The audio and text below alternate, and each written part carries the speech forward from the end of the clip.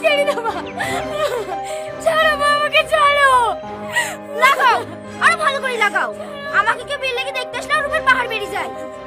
এ কি বলছি বোন, আমি তো সাজিয়েইনি।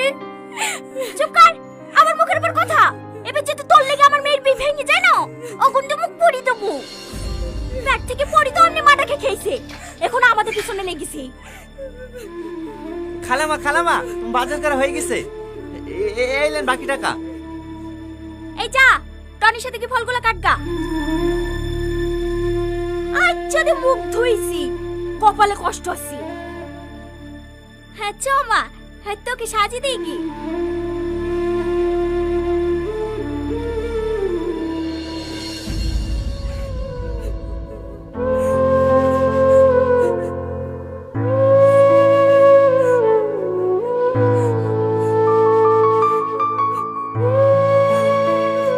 কাঁদেন না, আপনি এ বাড়ির বড় মেয়ে হওয়ার পরেও আপনার উপরে যেভাবে অত্যাচার করে দেখে আমারই কষ্ট হয়।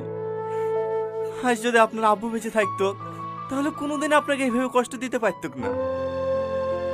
আপনি যত তাড়াতাড়ি পারেন ভালো একটা ছেলেকে বিয়ে করে এ বাড়ি থেকে চলে যান। চুপ করো, তোমাকে কথা কাট দিতে বলিনি।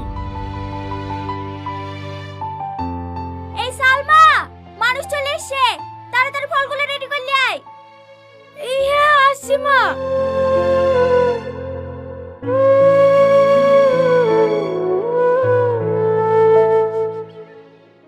চাকরি ভাই বছর খানিক হইলো, আর আব্বা পাটের ব্যবসা করে, ওইগুলা দেখাশোনা করতো। হো, আপনাদের বাড়ি রংপুরের বাজারে, হ্যাঁ না ভিতর পানে? না না, একবারে বাজারে, ওই যে আর এম নার্সিং হোমটা আছে না, ওর পাশেই। ও হ্যাঁ, লেন ভাই, চা খেলেন? আব্বা, মেয়ে যৌতুক আছে, ও মেয়ে আমার পছন্দ না। এখন বকিস নি, চুপ কর। দাঁড়ান দাঁড়ান, আমি তুলে দিছি।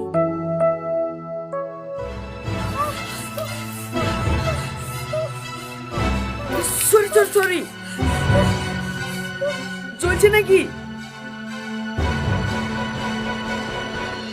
না না, ঠিক আছে।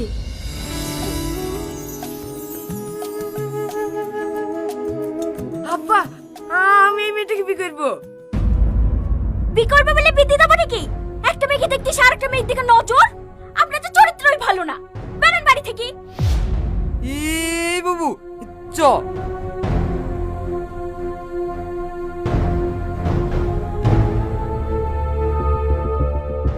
দিল্লিতে আমার